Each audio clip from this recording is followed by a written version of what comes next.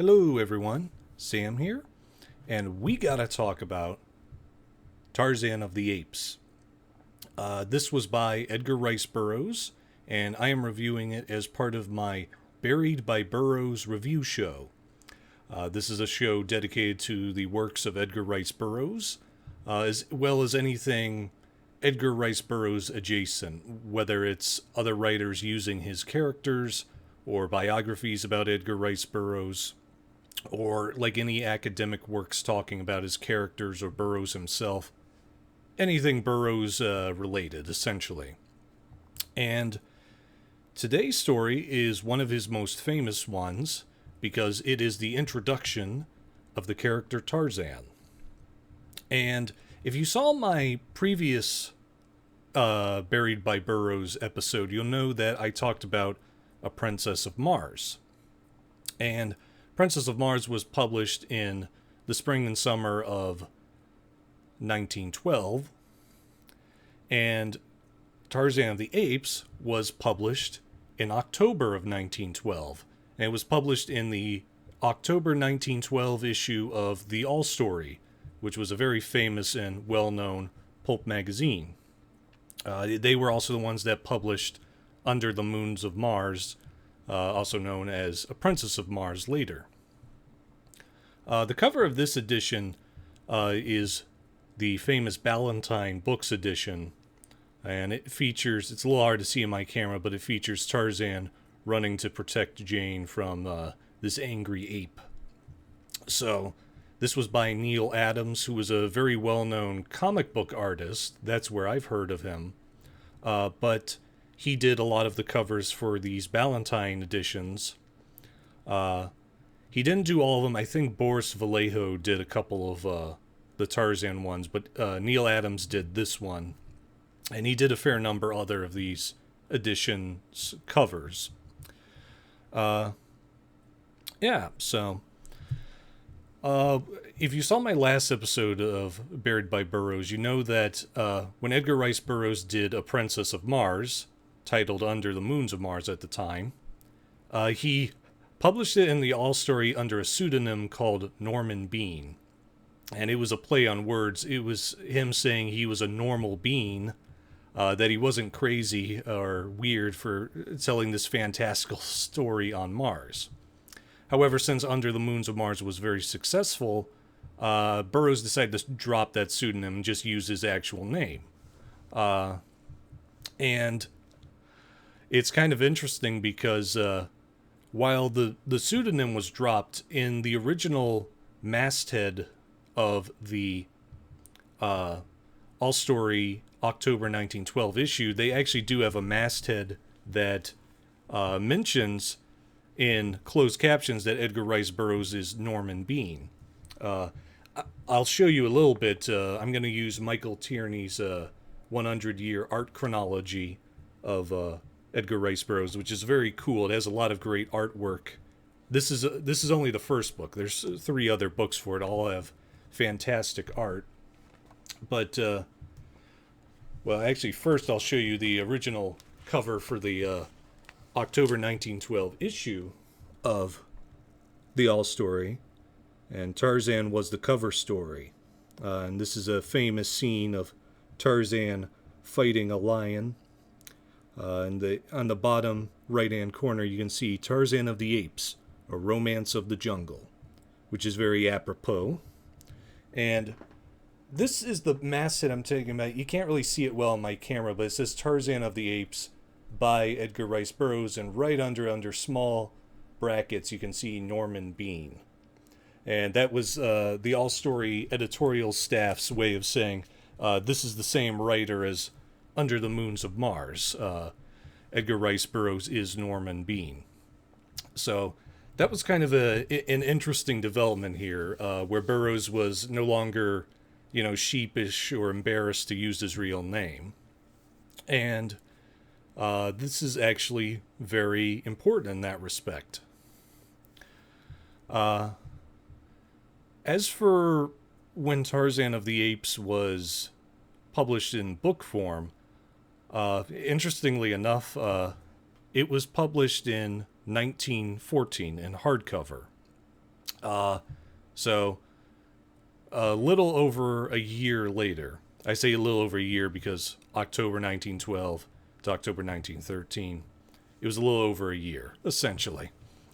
Uh, but what's interesting is that even though Tarzan of the Apes was published in the All Story 3 months after Under the Moons of Mars, Tarzan of the Apes was actually much more popular in the grand scheme of things because the book editions of the first few Tarzan books, either the first three or the first four, they were published before A Princess of Mars. So Tarzan was a hugely success at the time. Everybody was going nuts for Tarzan. And as we'll later see, Burroughs put out Tarzan stories fairly regularly at this point in his career because there was an insatiable appetite for him. So this is very important in terms of Edgar Rice Burroughs' career because Under the Moons of Mars made his name. That was the one that proved, okay, yeah, this guy has the chops for pulp writing, and created an iconic character in his own right, John Carter. But Tarzan of the Apes was the one that said, no, Burroughs is going to be more than just a cool pulp writer. He's going to make characters that are really going to stand the test of time and be insanely popular. Because as I mentioned in my first episode of Buried by Burroughs, Tarzan was a phenomena. He was not just popular in a couple of books, he was popular in radio, he was popular in comics, he was especially popular in movies, as anyone who knows about Johnny Weissmuller can attest. So this is very important starting point for how Burroughs really, really rose. And also, this is I got this edition of the book during that big Burroughs batch that I found at my local used bookstore. I mentioned it in the first episode of Buried by Burroughs. That's where I got this one. That's why it's a little roughed up, but the cover is still good, and the words are still legible. So I'm perfectly fine with it.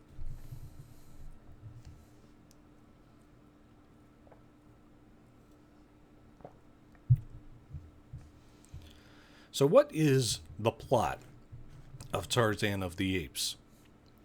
Well, that's kind of an interesting one because it's more complex than you'd think. A lot of people think the story is pretty simplistic, and in a sense it is, but it actually has more moving parts than you'd think. But what it was is that the story starts with a British Viscount who is a member of the British nobility. And this British Viscount's name is John Clayton. And he is with his wife, Alice Clayton. And since John is a Viscount, he's known as Lord Greystoke. And Lord and Lady Greystoke are doing a little bit of a expedition to Africa. They're part of some British delegation that's investigating the, general feel of Africa during the colonial age of Africa, when many European powers were controlling many elements of Africa's trade and controlling Africa itself. But unfortunately, the ship they're on undergoes a mutiny. The officers are all killed and tossed off, and some of the mutineers want to take care of John and Alice themselves, but the mutineers' leader stops them because John had helped out the mutineers' leader earlier in their journey, and he wants to return the favor. But he decides he can't let him go because he might let people know about the mutiny. And so he spares their lives, but the mutineers leave John and Alice stranded on the west coast of Africa somewhere. It's kind of ambiguous where it is, but it's somewhere on the west coast of Africa. And maroons them. He leaves their stuff with them, says, "Good luck," and leaves. And unfortunately for John and Alice, the mutineers later on die in a massive storm that wrecks the boat and kills everyone, so now nobody knows where they are. And while they're there, okay, they have a son named John Clayton II. But unfortunately, both of the parents die soon after they're there because Alice dies from an illness. I believe it's said to be malaria. And John Clayton Sr. Gets killed by Kerchak. And Kerchak is this ape who's the alpha male of his ape tribe. And this ape tribe is called the Mangani. They're not gorillas. They're not chimps. They're their own sort of special ape genus. They're a special kind of apes. And it looks like John Jr.'s time is going to be up, but this Mangani ape named Kala, who had just recently lost her newborn, takes pity on him and grabs him and nurses him and raises John as her own. And John is raised up with the name of Tarzan. Because in the Mangani language, Tarzan means white skin. Because obviously, Tarzan looks very different from the apes. And as Tarzan grows up, he becomes this powerful warrior and hunter because he has human intelligence and can think things a little more through than a lot of the Mangani can. And but the problem is he's become stronger and more powerful. He starts coming into conflict with some of the apes, particularly Kerchak, who doesn't like this upstart who he's never really liked, but Kala has always protected Tarzan, and he just hasn't really had much of a reason to destroy him. But he's starting to get a little paranoid because Tarzan's getting a little too powerful a little too quickly for Kerchak's taste. But on top of Kerchak hating his guts, there's a bunch of Africans who start migrating into the area, who come into conflict with the apes. And not only that, but an expedition of marooned individuals led by Professor Porter and his daughter Jane arrive, which caused Tarzan to question his role in the jungle as he starts to realize there are other people who are like his own kind, and that he's not necessarily a white ape like he thought, but actually a person. So that's the essential setup for Tarzan of the Apes, just sort of seeing how Tarzan slowly starts to realize what's going on with himself as all these conflicts start bubbling up between Kerchak and the encroaching natives and the porters. So that's the essential setup for the plot.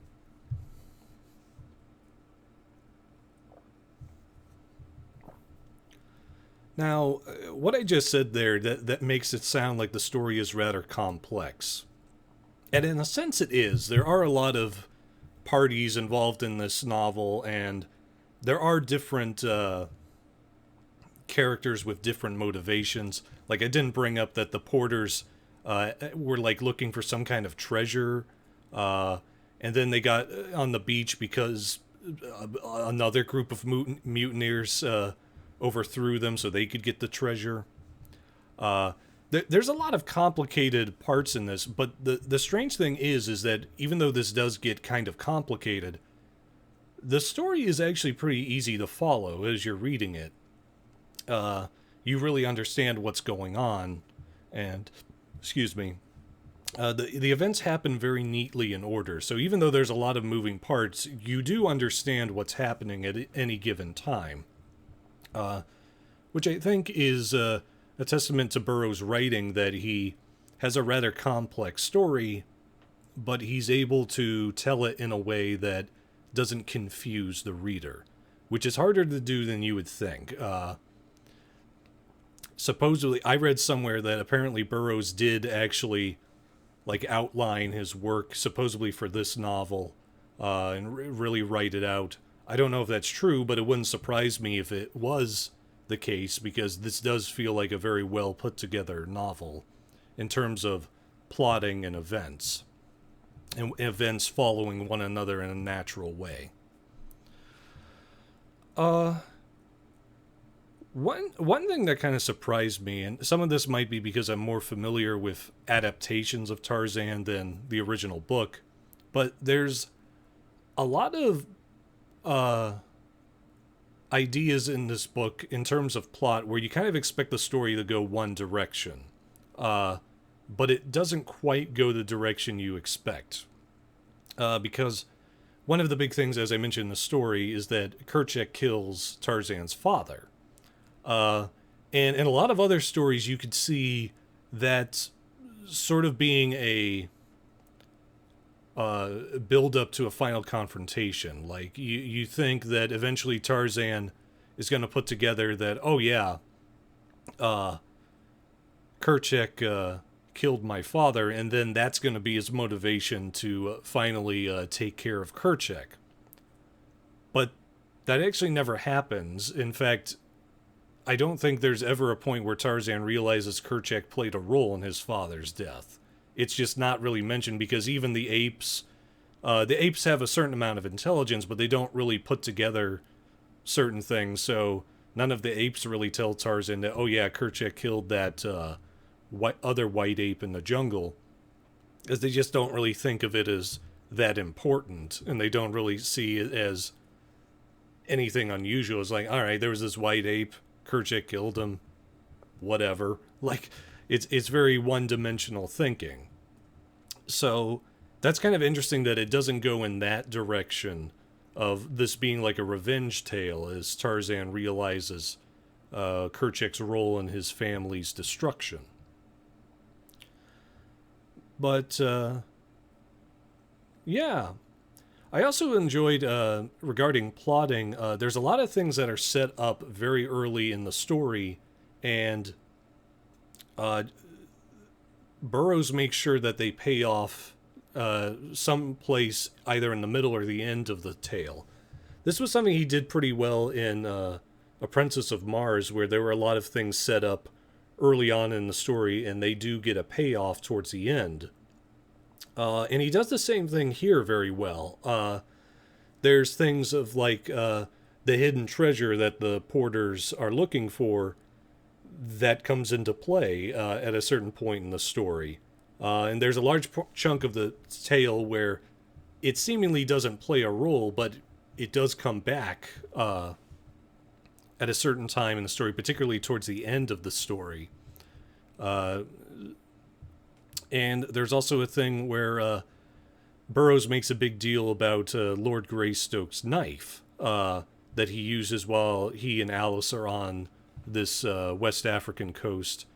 And it's actually this knife that Tarzan finds and is able to make his first kill as a jungle warrior.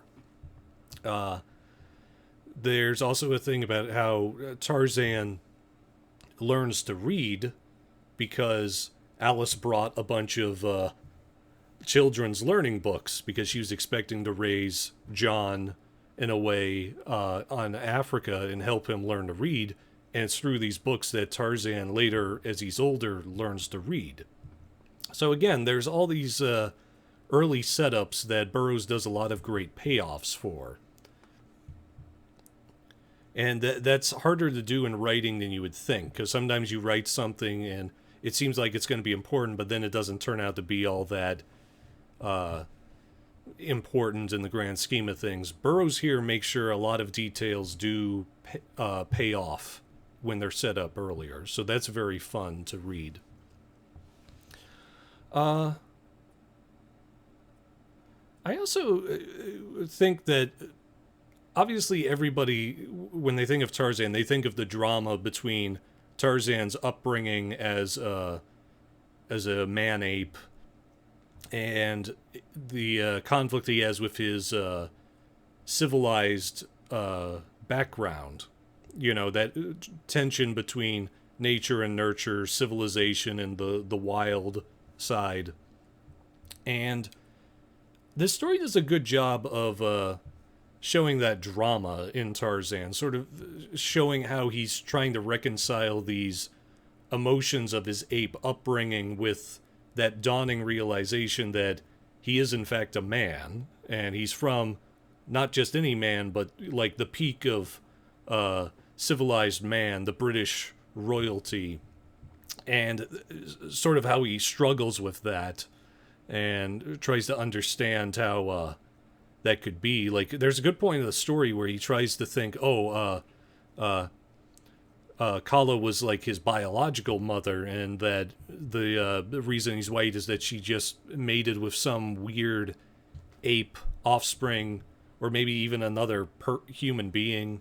You know, other people tell him like, no, that's not possible. You're just an average guy, and he just has a hard time wrapping his head around that for a good portion of the story.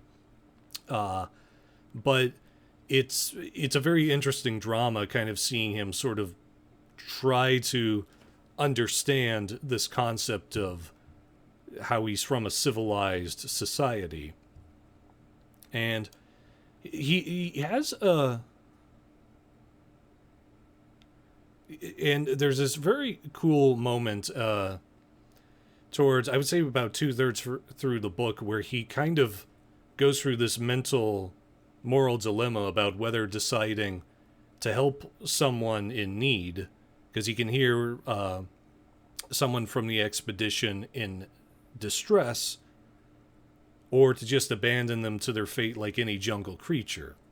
And that's probably his most significant character development at that point in the book, because it sort of shows him realizing he isn't like any other jungle creature. He has a certain sense of empathy and sympathy towards people who maybe aren't as strong as him. So that's a very cool moment that sort of highlights him slowly starting to understand the civilized side of him. I also found it interesting how there's a very important plot element in the story of Tarzan learning to read and write English because of those books that his mother had for him. But he never learns to speak English, at least not until towards the end of the book, because obviously he's around a bunch of apes. They don't speak English. It's kind of interesting how this is something that Burroughs writes as a huge leap in Tarzan's development, but he also kind of makes it a problem because Tarzan, since he can read and write English but he can't speak it, there's a lot of times where characters like the porters don't understand that he actually is an intelligent person and not just a wild man, because he doesn't have any paper or crayons or pencils or anything to write out and say, hey, this is what's going on.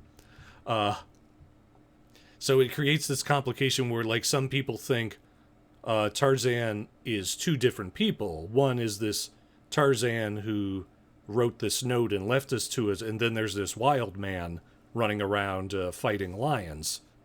And so it creates kind of this weird conflict where people think Tarzan is two different people because they never hear him speak, but they also know someone else is around here writing and leaving notes. So it's kind of an interesting quandary for Tarzan to be in.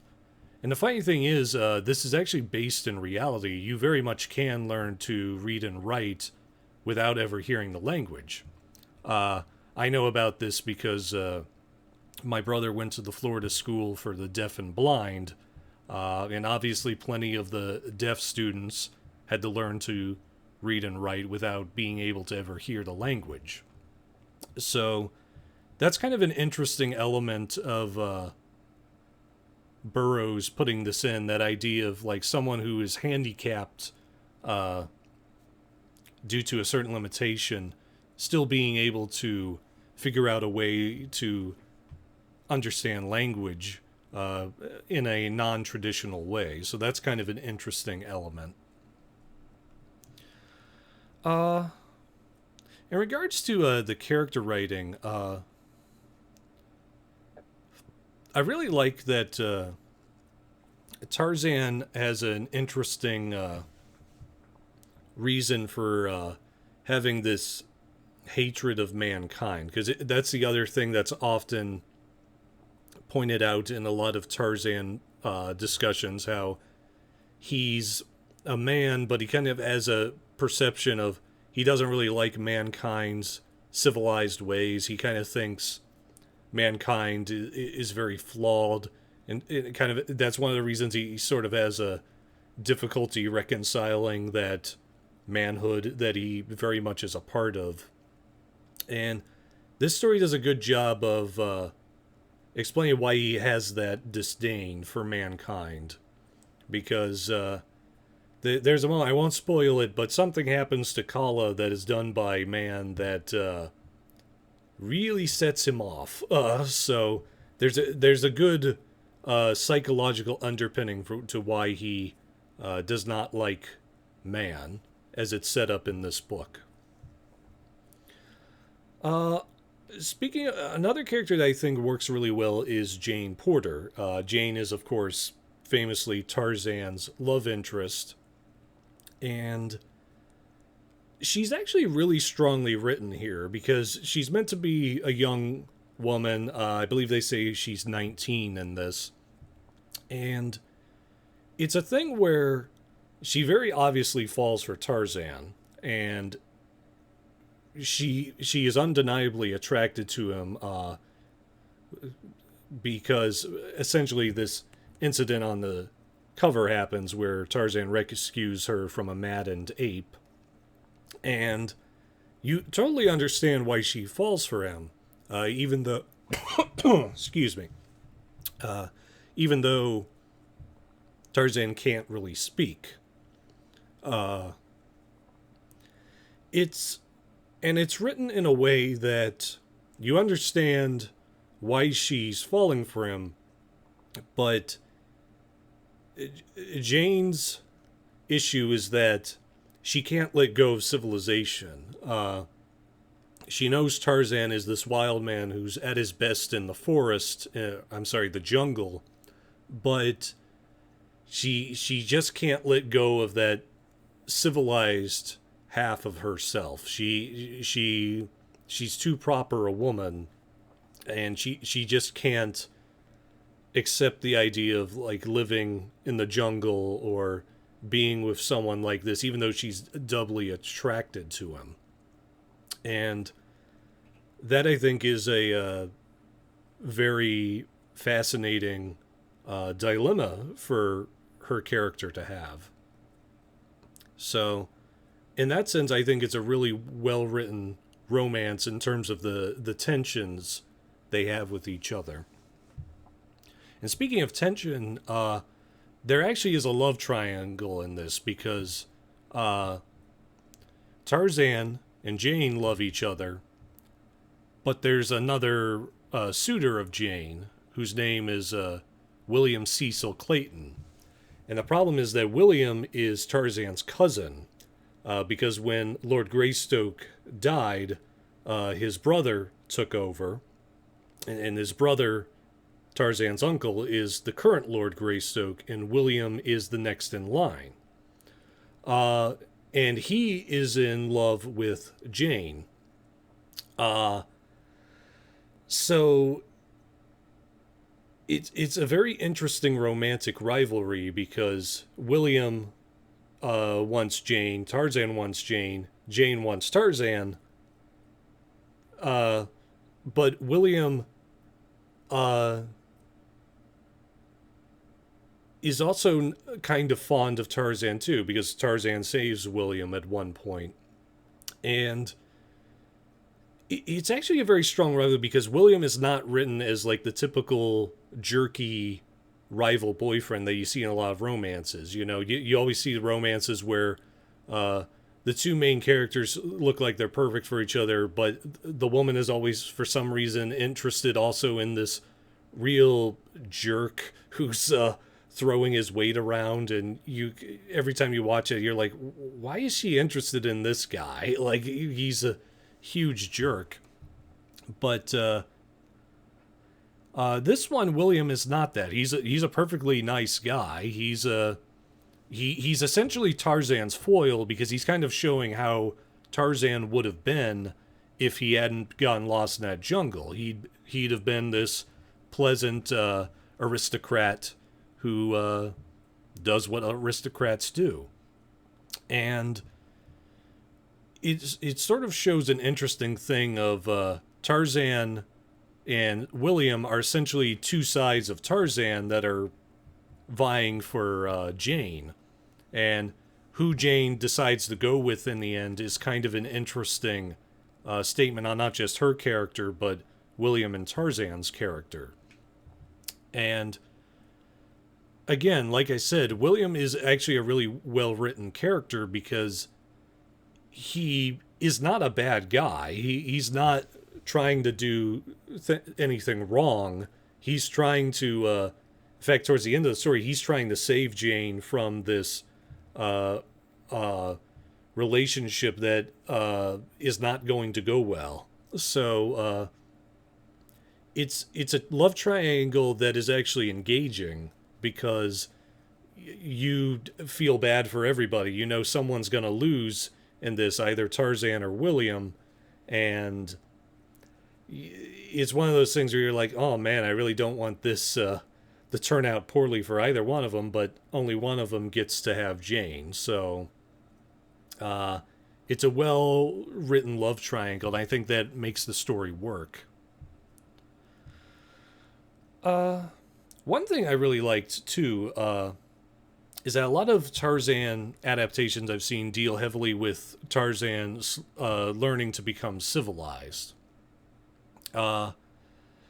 And this story does have a fair amount of that. He does sort of learn how to become civilized, but it's not played out. It's very much scattered over the course of the story, where it's him sort of learning things gradually. Like, he learns tool usage, and then he learns how to read, and then he learns how to write, then he sort of learns about other people. And it's only towards the end where there's a whole lot of civilizing going on, and that's when he meets a Frenchman who teaches him how to be a civilized man. And but that's only like the last, I would say, like 5 or 6 chapters. It's not played out a lot, so we don't get a lot of the typical Tarzan shenanigans that every adaptation has, where he just has trouble, like, what's this fork, what's this spoon, what are these clothes? Like, there's none of that goofy stuff taking up a good portion of the runtime, or in this case the word count. So I kind of like that it doesn't dwell too much on that, because it's something that I've seen tons of times before. And it's actually kind of interesting that Burroughs points out that Tarzan slips into being, civilized actually pretty easily. Doesn't take all that much coaching from the Frenchman to become civilized. So that's kind of an interesting statement in of itself, that this wild ape man could actually become civilized because he's that smart and resourceful and attentive to pick up on what civilized people do. So that's actually very cool in that regard. Oh yeah, one thing I noticed is that there's actually this very interesting theme throughout the book about father figures. Because really it's kind of Tarzan's relationship to different father figures, and even other characters' relations to their father figures, that sort of guide the character's actions. Like, Tarzan, despite never knowing his parents, sort of slowly grows to know what they were like, and using the things his father left behind, manages to advance as a jungle warrior.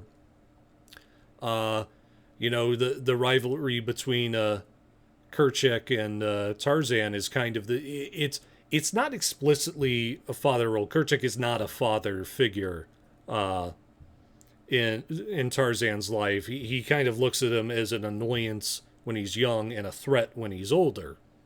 But there is very much kind of that sense of unease at like an older person sort of realizing that this younger individual is starting to supplant them. And it's not explicitly a father figure role, but there is like an undercurrent of uh, a relative being like uneasy about a younger member of the family. Uh, and then you've got Jane and Professor Porter's relationship, which is all about Jane is this woman who's trying to make good with her father. She's trying to live up to what's expected of her because of decisions her father has made, and also trying to make sure he doesn't kill himself in the jungle, because Professor Porter is kind of airheaded and doesn't understand that, yeah, the jungle's not a place you want to go wandering off into. So she's trying to essentially make sure he doesn't die by his own airheadedness. He's not stupid, but it's just he doesn't quite understand that danger exists in a jungle. So again, they're just kind of this, and even the final lines of the book are about Tarzan's relationship to his father. So that's just kind of an interesting idea of Burroughs having this emphasis on father figures and how relationships to one's fathers kind of guide one's life. As like I said, Tarzan is royalty because of his father. So it's just sort of an interesting theme of the book, this idea of how father figures sort of guide a person's life and upbringing. And speaking of the ending, I just mentioned the ending. I really like how effective the ending is, simply because it's very simple. Because it's essentially the final act Tarzan does in the story is he has to choose whether to reveal his real identity, because by this point he's learned he is Lord Greystoke's son, or decide to hide it for somebody else's sake. And it's a very simple conflict at the very end, but it's very effective because it really says a lot about Tarzan with the decision he makes, and it has a lot of ramifications for Tarzan, whichever one he makes. So I really like that it was that simplistic of a conflict at the end. Just saying, here's Tarzan's choice, and these are what happens because of it. So I really like that it's that simplistic, effective ending. It was not necessarily a big battle at the end. It was just a character making a choice. And I think that's very, very effective for this story.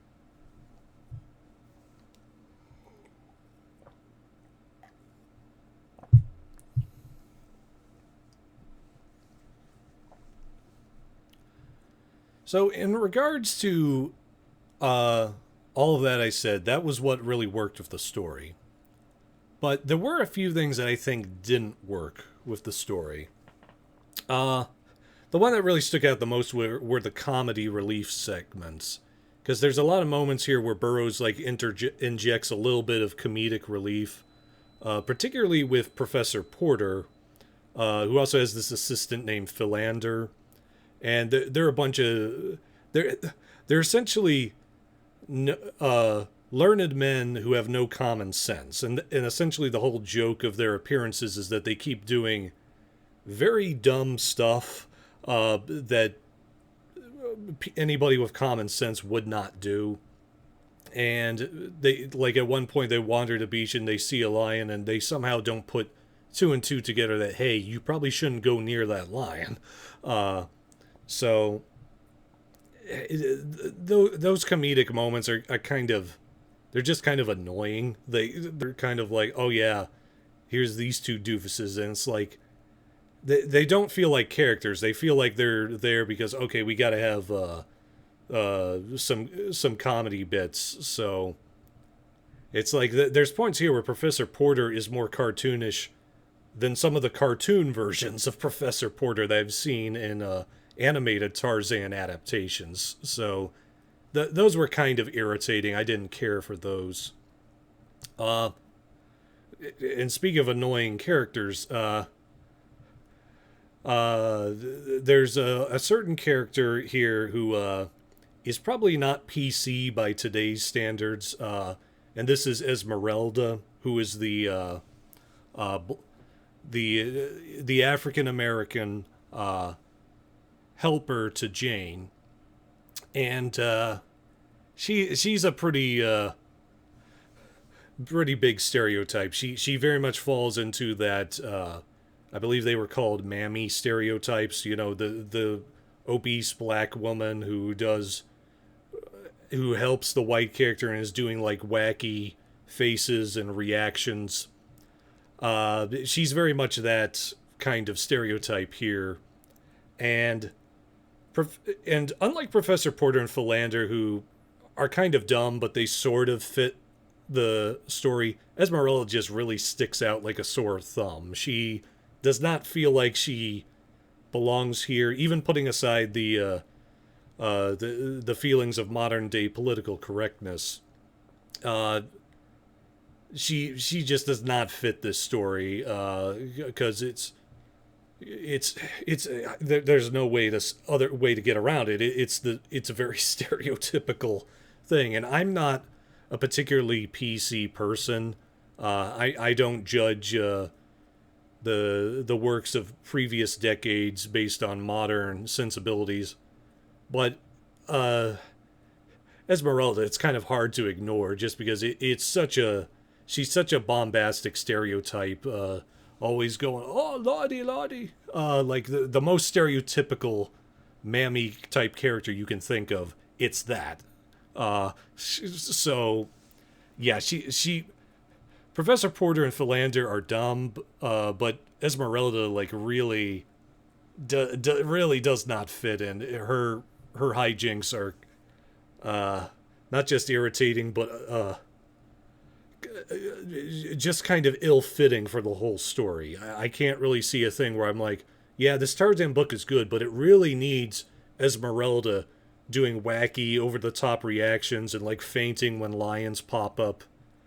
It's like, yeah, that just does not feel like it needed to be in this, regardless of the stereotypical nature of it.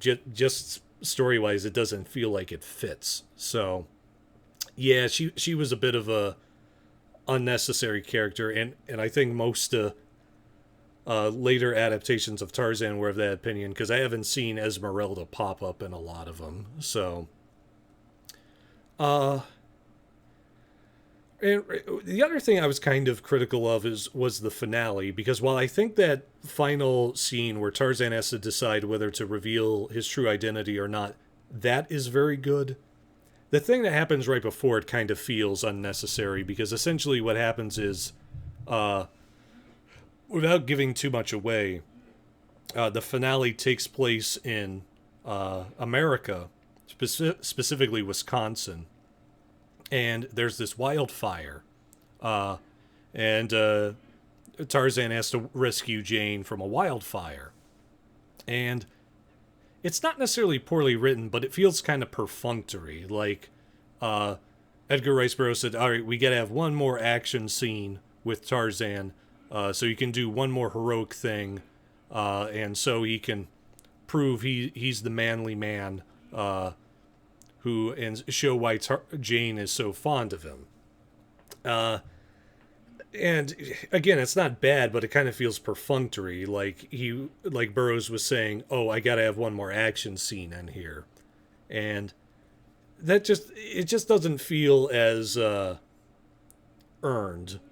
Like, I feel like that tension between Jane, Tarzan, and William was strong enough that it didn't really need the wildfire. So I kind of felt like that whole wildfire action scene was unnecessary. So it doesn't ruin the ending by any means, but it feels like it's there because it had to be there on a checklist. So that's my only real criticism with the ending.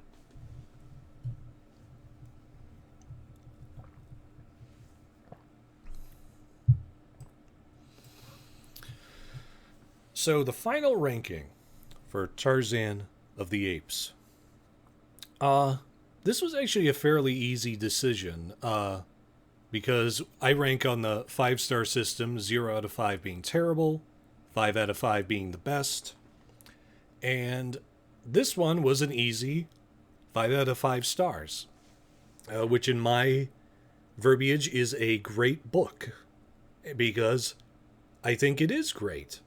Like I said, there were some elements I didn't like. I didn't like some of the comedic elements with some of the comedy relief characters, and the ending is maybe a little drawn out, but the rest of the book, I think, fires on all cylinders. It's a great adventure story, it's a great romance story, it's a great jungle story, and it's just a great drama about this man born in this weird circumstance slowly learning about himself, which I think is a perfectly fine story, even if it wasn't involving a jungle. So, yeah, it's just a story that works, and it works very well. So, yeah, I'm doing this for Jungle July. This was a reading event that I was doing for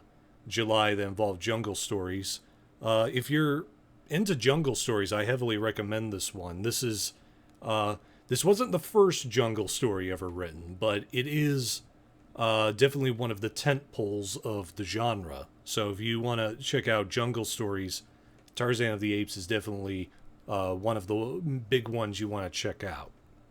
So, highly recommended, and a very good book.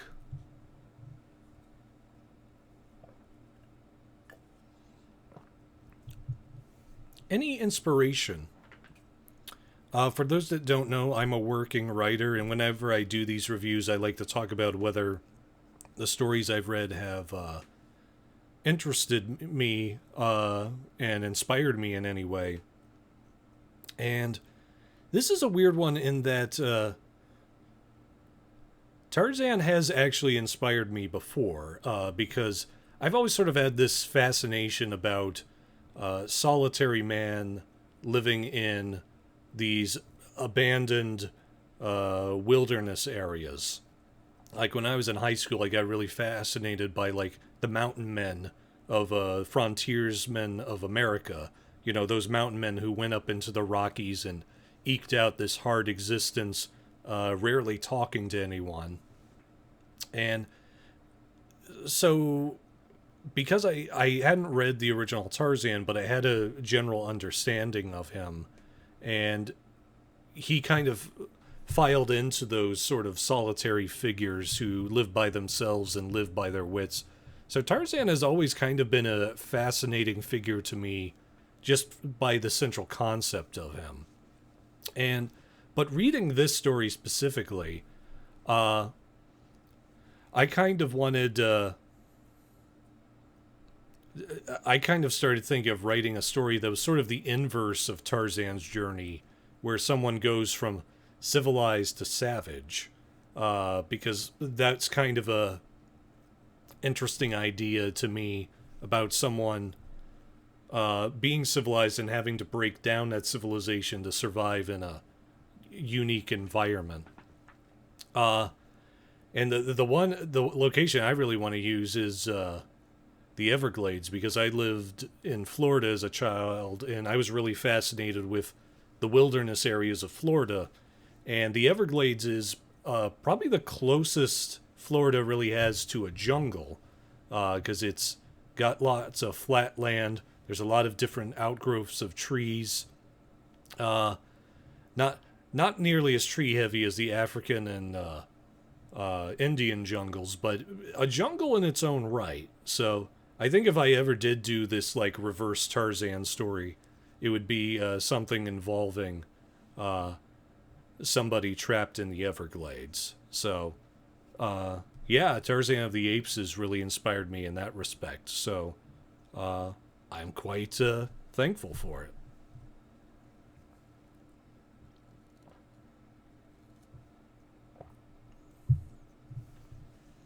So that's all I have to say about Tarzan of the Apes. Uh, I'm going to be starting on the Return of Tarzan here soon because uh, I really didn't want to start reading it until I'd finished my review for this one. Mostly because I didn't want my reading of those books to color my perception of this first book. So I'll be getting to that soon. Uh, we'll see when I get that done. I was hoping to get it done this month, but I may not get it done until next month, so we'll see. Uh, I am also going to link the Project Gutenberg edition of Tarzan of the Apes in the description so people can check out that story in case they don't have access to the story. Like a lot of early Burroughs works, this is in the public domain, at least here in the United States. So I'm going to link that version in case some of you haven't read it before and would like to. So you can check that out. I'm also going to leave a plug for the love of all things Edgar Rice Burroughs Facebook group, and also want to I'll leave a link to Michael Tierney's Edgar Rice Burroughs 100-Year Art Chronology, because this is actually a very useful resource when looking through a lot of the works of Edgar Rice Burroughs, because even though this is more focused on the art, Tierney actually has a lot of interesting information about the writing side of Burroughs' work as well. So I'll link to that in the description too, and you can check it out there. All right, well, that's all I have to say. Thank you all for watching, and I hope I can talk about more Burroughs soon in the future. So, thank you very much. Bye.